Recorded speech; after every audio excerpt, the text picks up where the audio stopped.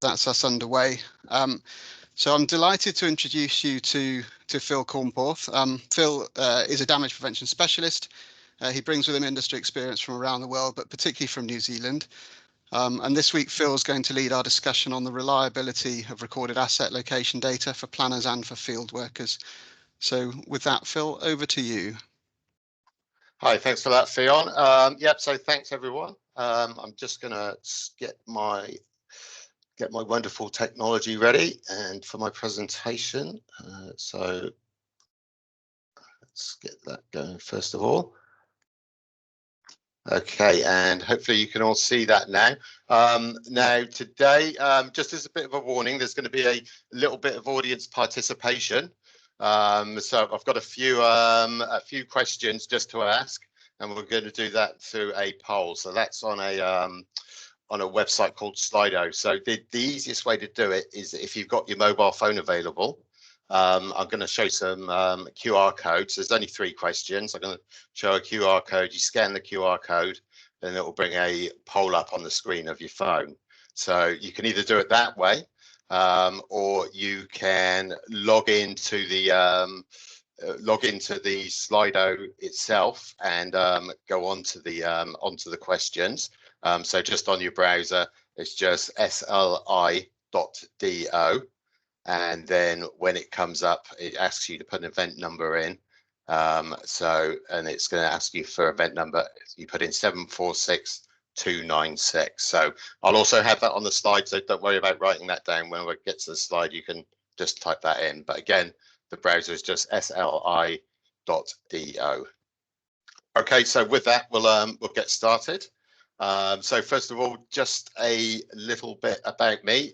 So let's say I am the damage prevention specialist for PelicanCorp and for Geo Atlantis 360. That's our platform for collecting accurate asset data. So with that, I have more than 25 years experience in the utility industry now. So that's in the UK. I started out my days with cable and wireless back in the early 90s, and through to Australia and New Zealand as well. With the for there, I was dealing with plant protection for the with the national fibre build, the electricity network operator, gas network operator, and the gas transmission operator. So I've got a real thorough amount of experience, probably from all sides of the fence, as to what goes on in the industry and how damages happen and how they can be prevented. Very briefly, just the company PelicanCorp. So we're the global damage prevention platform, and we supply around the globe. We supply before you dig solutions, automated plan response solutions, street works permits, works collaborations, online learning, damage prevention events, and mapping and inspections. And we have our operations, so in the UK and EU, in the US and Canada, Australia, New Zealand, and Singapore. Okay, so here's the first of our questions. So if you've got your phone ready, scan the QR code there. And I'm gonna just move this over. Okay, so here's the results coming in. We'll give you 30 or so seconds. As I say, don't feel any pressure to do the poll. You don't have to. It's completely anonymous. I don't know who's voting for what. Okay, it's good to see we've got a good amount of people that are happy. Looks like there's probably 1 or 2 of you waiting for the pubs to open indoors. I'm with you in that one. And I'm glad to see, really glad to see that there is nobody that is sad or indifferent today. So that's great news. Okay.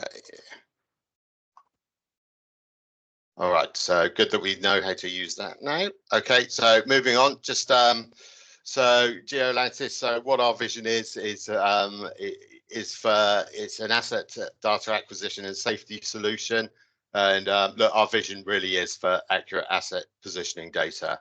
And with that is, we get to protect lives, cables and pipes. So it really is preventing damages and protecting lives. And all of that begins with actually having a plan of asset information that is correct, that is more accurate than what they have been in the past. Okay, so just talking of the past, so the legacy issues of there's quite a few of them for poorly recorded asset location information.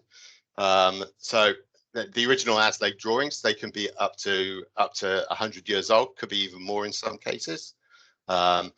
Many of these maps, or all of those maps that were captured manually, and if they've been converted into a GIS system, they would have been converted manually. So it's all down to the person, the skill of the person sitting behind the desk converting those. Data in that conversion is lost, such as depths, configurations of cables and pipes, anything like valve locations. Those are that's the type of information that's commonly lost. So yeah, errors made in the transfer of that. The original plans, they might still be in existence, but they're likely in storage. So they can be quite difficult for asset owners to retrieve those plans as well. And of course, with all of that, means that the plan is less accurate. So that's why plans now have really, they can have such massive disclaimers on them about the accuracy of them, that they're indicative only. Okay, so the traditional method. So here's your work site here. The guys are waiting here, they're hanging around, and they're probably waiting for somebody to come and do the ASLAID drawings. So look, it's that's a time-consuming process. You need a really skilled resource to do that. There might be that the person that's doing that is using low accuracy GPS, and they don't get to capture lots of different information, such as notes, photographs. So it's difficult for that to get captured with the drawings that they're doing, and then that information to be fed into either GIS or the CAD or whatever mapping systems they're using back at the utility.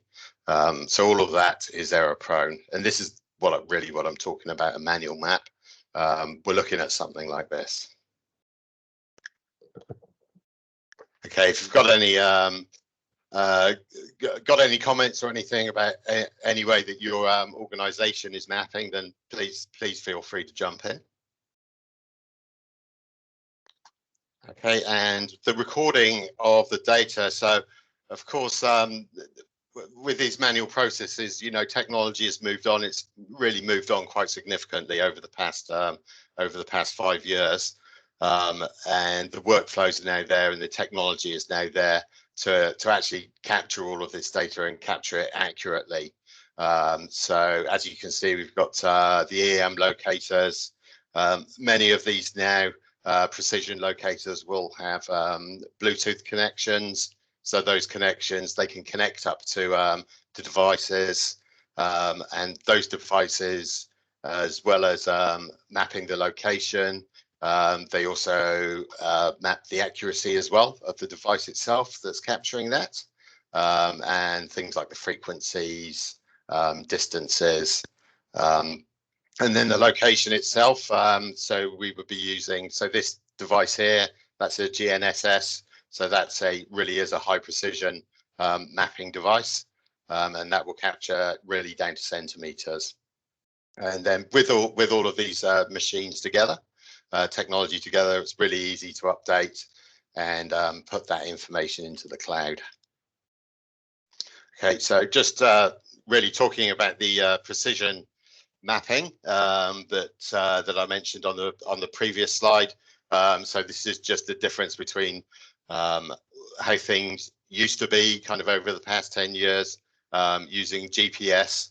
That utilizes a smaller system of satellites, whereas the newer GNSS and the high precision, so the antennas that you can buy, those are utilizing many more satellites. So it really does give a more accurate position of where you are. So that's really useful. You can use that. So you can either use that when you connect it up to the locating device, or you can use it manually as well. So you don't have to have somebody there with a locator. You can have somebody just turn up on site. They've got an app on their phone. They've got the app on their device. They connect up the antenna. The antenna brings it down to really centimeter accuracy, and they can just walk the route of the asset, so the pipe or the cable that they've installed, and record that information as they go. And so all of that information that would be recorded on the data collection platform. Okay, so next slide. Okay, so get your phones ready. Now I'm just going to have to change my poll. Okay, hopefully that has worked. So next question is, how does your organization or yourself, how do you currently map utility assets? So if you know how your organization does this, as I say, it's I don't get to see these answers. If you don't know the answer, you don't have to answer it. Okay, so we're getting a few answers in now. I'll give you 15 or 20 more seconds. Okay, so we're still looking at majority using the manual method, some using GPS. Manual still in the lead. A bit like a horse race. We're going to cross the finish line soon. Okay, so I think we can still see there that the majority are still using of organizations are using either the manual method or an app with GPS, which has got the slightly lower accuracy of GNSS. Okay, I'll move that slide to the side. Next one ready.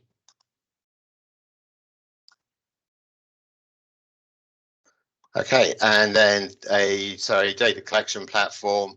This is the Geo Atlantis platform.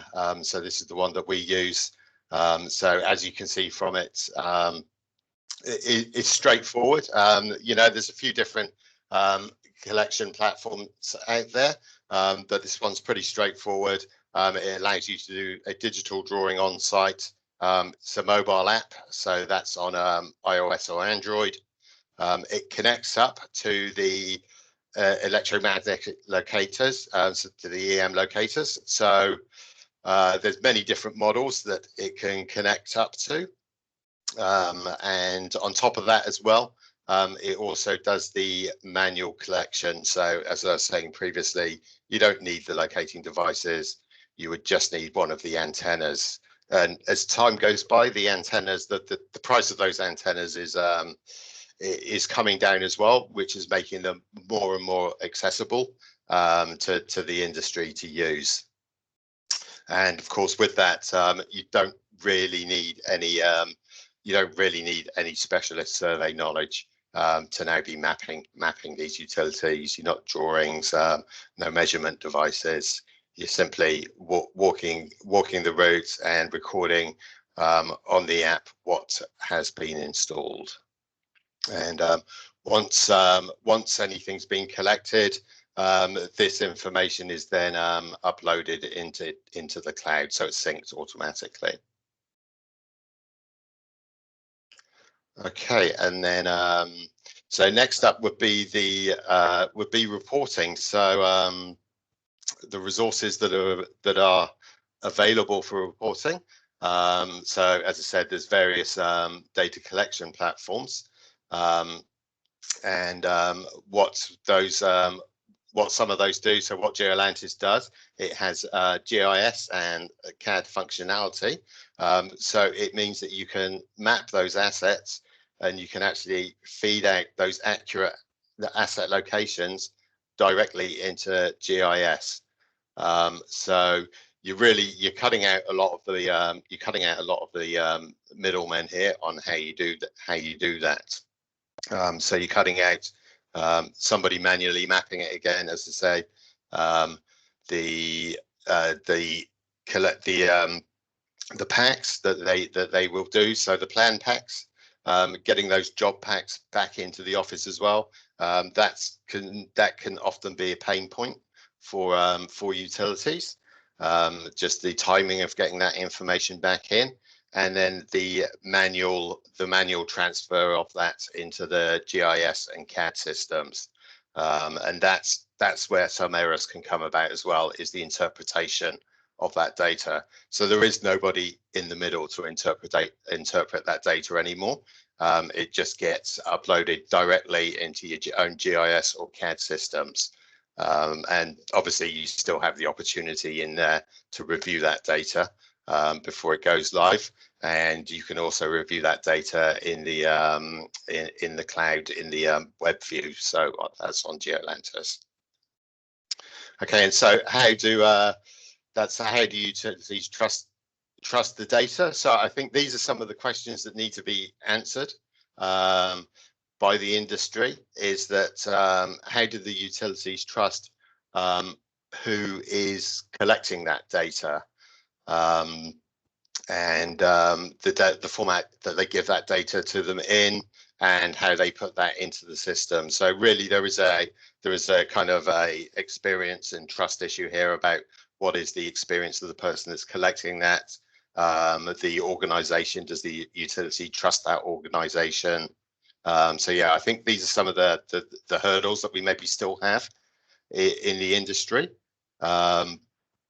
I mean, is there anybody here that does their contractors, they do work, or they have third-party contractors that do works that they get data back from?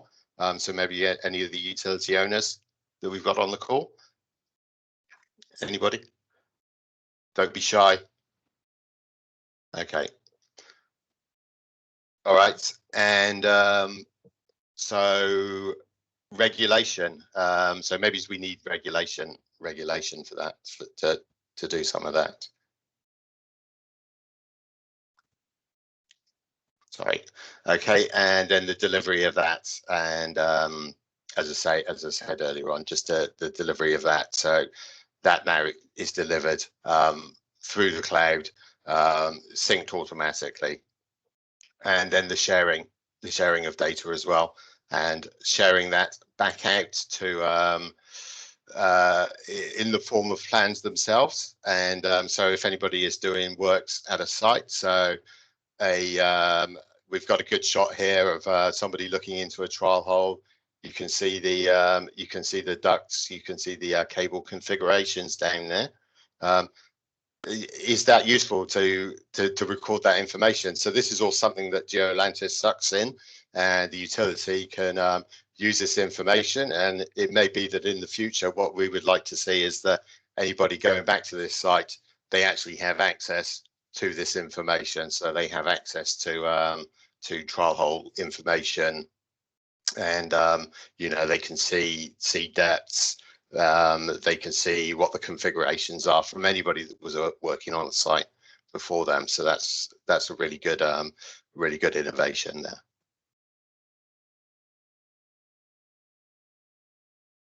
Okay, here's an example of a customer that we have that is currently using the system, and they are, as I said, they're recording the trial holes. So you can see the depths here. So they take these reports from them along with the photos. These get fed into our system, and then these go back to the utility owner as well. So this information is there for the future now. The pipe or the cable is being accurately mapped with the GNSS capability. There's photographs there of the exact location. Or it could be that if you're doing the original install, the photographs are taken as well. So that's fed back into your own asset information systems and becomes available to people doing excavations in the future.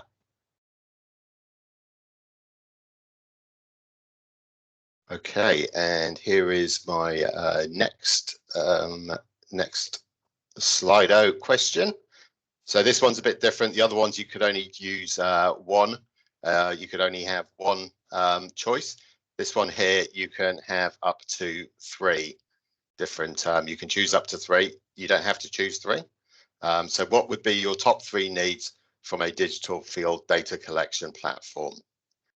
So a high precision geolocation capture, integration with your own GIS and CAD systems, feedback of accurate location data to utility asset owners, easy to use data capture tools requiring no specialist survey knowledge. So that's just people in the, you can give that to your field workers and with a little bit of training and getting used to it, they'd know how to use it quite easily.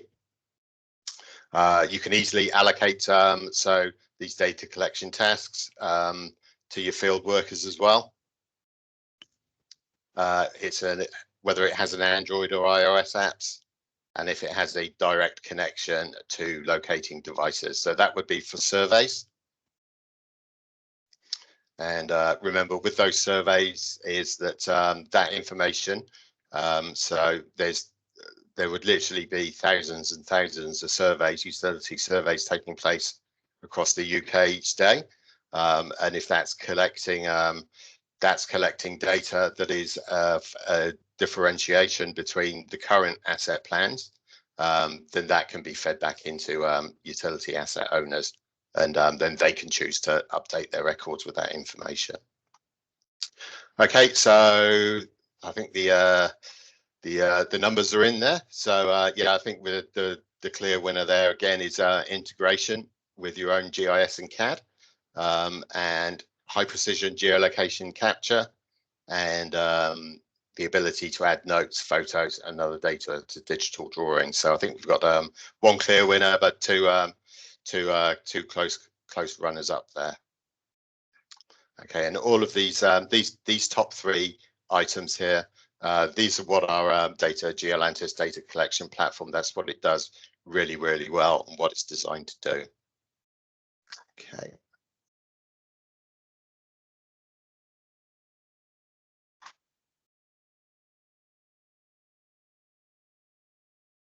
Okay, so really just to end, I mean, the benefits to UK Incorporated of updating, of having more accurate cable and pipe asset locations, and systems that we can now use to capture this, and the technology, different technology that's out there to capture this. So I think, you know, accurately capturing them to begin with. So all the, you know, I mean, there will be tens of thousands of new connections are taking place each week now, especially with the fiber builds. So the service feed mapping, I mean, that's traditionally something that's that is a bit lacking on the plans. Now, whether that's being captured and it's not being updated into GIS or not, but these systems are now here to really easily capture that data. And it's well known that many of the utility damages in the industry are actually to the service feeds. So from the main cable or pipe in the street, service feed to the house. So I think that's really is a benefit to the industry, to the utility industry, to be able to have that asset information available to connect those cables and pipes. And making the availability of asset survey data, so making that available to utility asset owners, and feeding that back to them, and then they will have those GIS or CAD files, and they can then review those against what their current network records are. And then if they're confident that they've been taken with high precision, and as I say, that comes down to trusting, there being some trust between who's actually capturing that information and the asset owners, and then updating that. And that means that plans that have traditionally might have been inaccurate, it might be because they were captured many years ago, it might be because boundary lines have changed, then those can be updated, and that more accurate information can be there for generations to come, to, you know, ultimately prevent damages and you know, save lives. I mean, that's what this really comes down to, is the safety of people as well.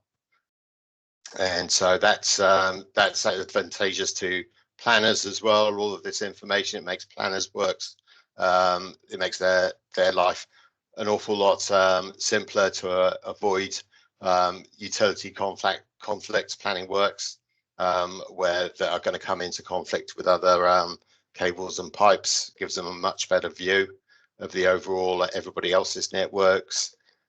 Civil works as well. Yeah, it really reduces you know, the amount of time that needs to be taken through mapping, and then also giving this information back to when the workers get back on site. You can use the systems, you can use it almost as a mobile GIS viewer, and you can see what the surveyed cables and pipes, the locations of those, and you can see them on handheld devices. So of course, all of that is about reducing damages, and reducing, so with reducing damages as well, it reduces repair costs. So that's repair costs for the utilities, and the utilities, they will usually pass those repair costs on to the person that caused the damage. So that eliminates a lot of those additional costs. Ultimately, if utilities aren't paying to have to repair damages, those prices don't get passed through to customers, and also the huge amount of inconvenience that the nation just you know, has to experience through damages. So whether that be through loss of power, not being able to you know, factories not being able to operate, shops not being able to run their business because there's no power. So you know, it reduces all of those incidents. And in that, it also reduces the resources that's required by utilities to update this accurate information into their systems. And they can then, that's additional resources that they've got available, and they can allocate that elsewhere. So they could use that resourcing maybe for additional surveys, to get those more historical records updated as well. Okay, so that's just about it for the presentation that I've got here. So as I say, I think it's, you know, it's good for us to talk about you know, how people are doing things at the moment and how they see things moving into the future. By all means, here's my details here. I'll put them in the chat for the meeting as well. So I do get in touch with me, give me a call or drop me an email, and I can give you a demo on Geo Atlantis and just go into a bit more detail on it. So that's it. That's it for my presentation. Thank you, Phil. Anybody got any questions? We do, Phil. We do have a couple of questions in, but Yep. if anybody wants to ask anything of Phil, you're very welcome to do so. Just pop your hand up. No, I think we'll go to the chat in that case, and if anybody comes up with anything else, then they're welcome. We have a question from Jan Willem, which I'll address to you, Phil. It may also be one for Richard as well. And Jan Willem just asks about what the position of UK utilities is. He says in the Netherlands, utilities demand high precision location of assets, you know, including connections to the home, and that needs to be digitally documented. And he wonders what the status is in the UK.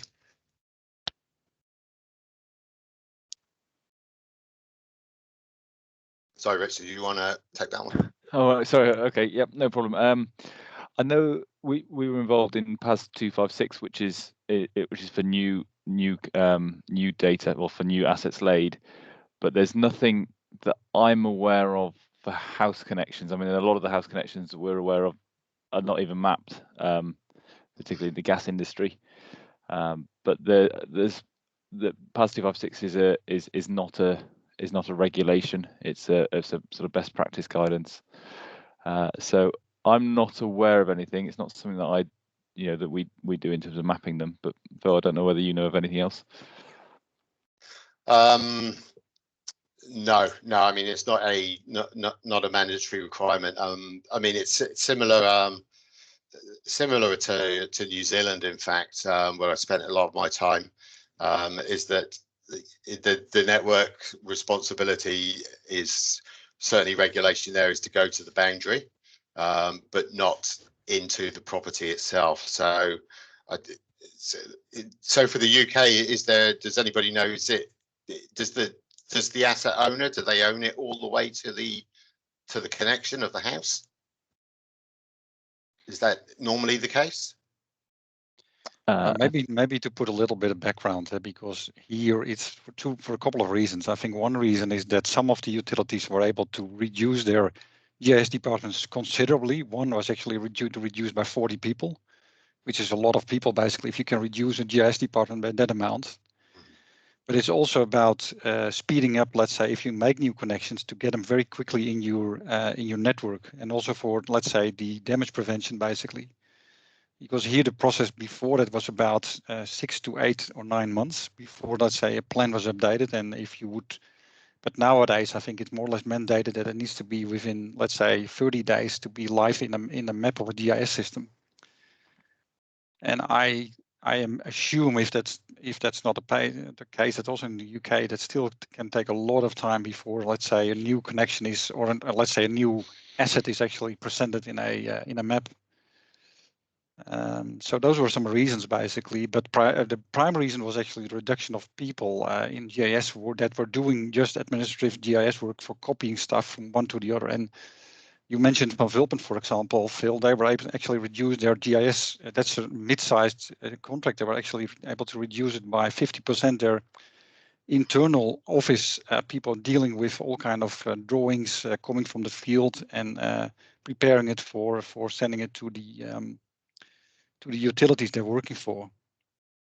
Yeah. And this is basically, in fact, the next phase in September is that they go now to a phase where utilities will demand, I think from September onwards, that it has to be September. Nowadays it's still a bit mixed, but it has to be September when they will have contracts. It has to be September accuracy for all work that the contractor will be doing, by the way.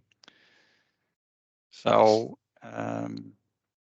yeah, so I mean, certainly, I think for the future for the UK is to record the locations of service feeds. It is critically important, and I think that there's been a few utilities of actually, they've made kind of press releases and announcements about the damages that they've had happening to utilities. So I think it was, can you remember which one it was, Rich? They made I think they had during lockdown, they had a very large amount of utility damages.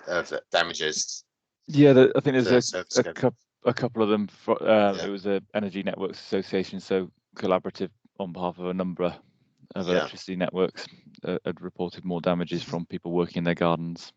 Yeah. It's definitely an area of focus, and William, just to address your point, PAS 256 did bring in a timescale on when records should be updated. So it's along the same lines as what you've been talking about. But honestly, I don't think that PAS 256 is adapted enough across the industry at the moment in terms of a standard working practice. Very good. Rich, did you have a further question? I see your hands up. Yeah, I did. Thanks. Thanks, Ian.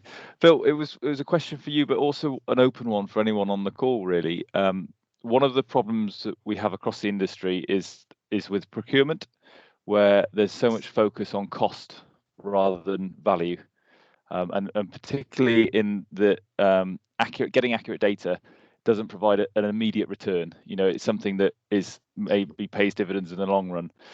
I just wondered what your and anyone else's on the call experience of maybe new build installations or projects that get this area right, and capture that, recognize the value of capturing that data properly.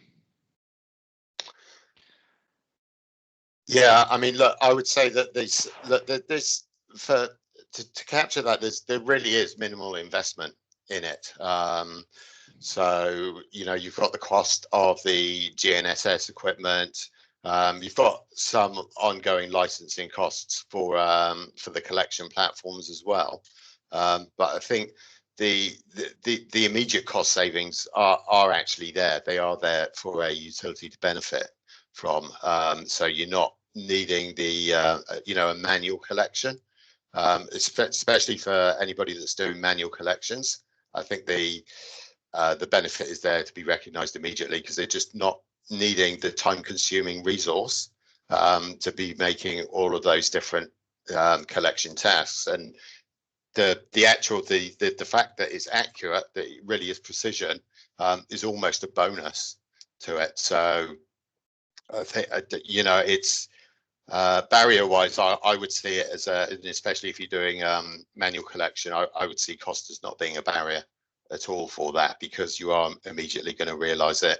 And the reduction of the resources, and I think probably Jan Willem touched on that, the reduction in resources both in the collection, so your field workers, and getting it back into your traditional mapping office, so your GIS updaters, and a reduction in the volume of those that you need as well.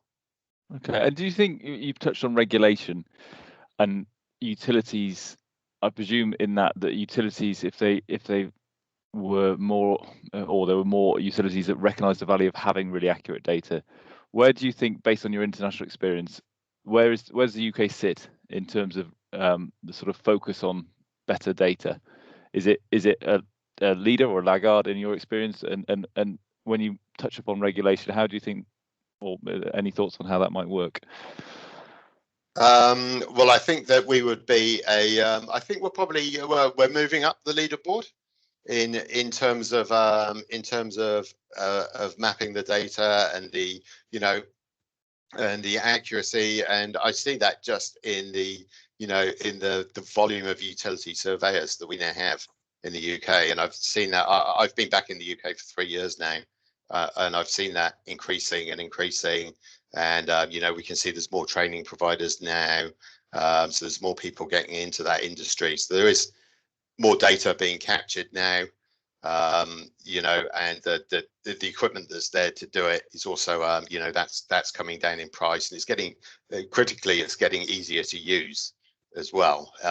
It's not so you don't, like the GPRs that used to be out there. You really had to have a really good analytical understanding of the data that was coming out of it, and there's the more recent ones as well. They're a lot easier for users to interpret that.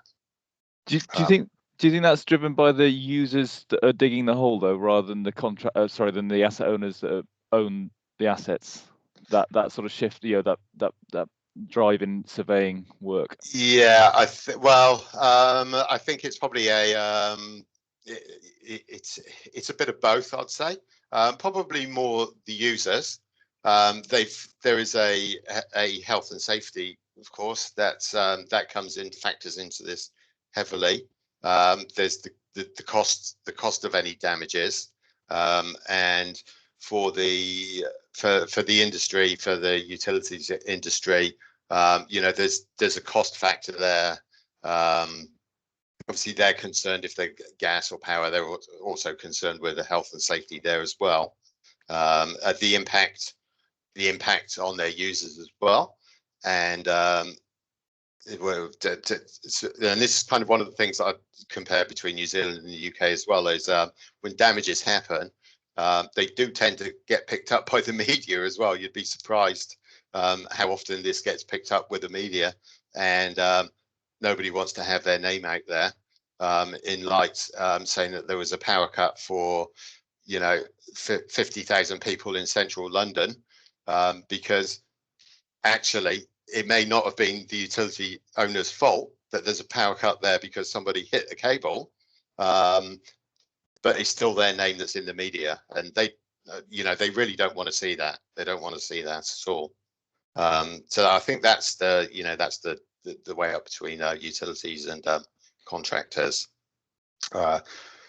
Regulation wise, I think it would be good to see. I mean, we've got the pairs, you've got the 128 and the 256. I think it would be good to see those actually kind of enshrined in regulation, that that a utility or a contractor has to actually get this information, and maybe it's a bit more about how that information is actually updated into records, and how those records are given out to contractors, to somebody digging a hole with this additional information. So I think that example with with trial holes and known positions, you've actually got a visual known position, and this again is happening thousands of times every day.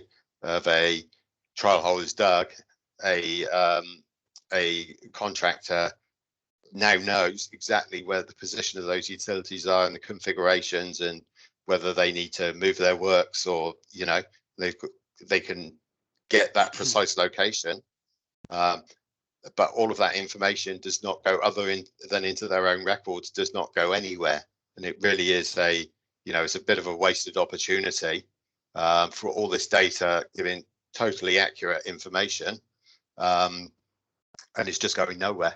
It really is an opportunity that I think we need to grab and use to make life and works safer and more,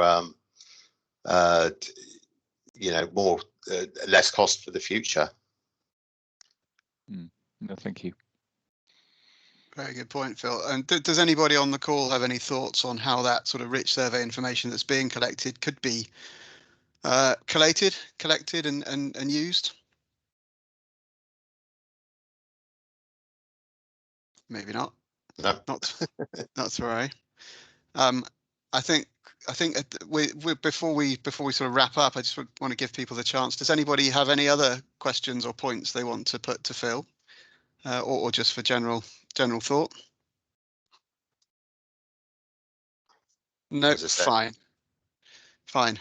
Thank you. Well, in which case, I'll just say a very big thank you to Phil for putting the time in to produce the presentation and present to us all. Really appreciate that, Phil, and thank you all very much for joining. I'll just quickly share my screen. Do bear with me 1 second. Just to let you know that we do welcome your feedback on these events. We also welcome ideas for future sessions, and there's an email address there that that we'd encourage you to use, marketing@lsbud.co.uk, if you have any feedback for us. For those who are interested, the next session is booked in for the 20th of May. And that'll be a session on the Utility Strike Avoidance Group's most recent damages report, and that's going to be led by Steve Crossland, who some of you may know. Steve works for Balfour Beatty. In this instance, he's going to be presenting that on behalf of USAG themselves. So we would hope to see you there, and you can sign up in the usual way. We'll be putting out information for that about that on LinkedIn. So please do sign up if that interests you. And I think that's about all we have time for today. So thank you very much, and we'll hopefully see you on the next session. Thank you. Thanks. Thank you. Okay. No worries. Thanks, everyone. Richard. Bye-bye. Bye.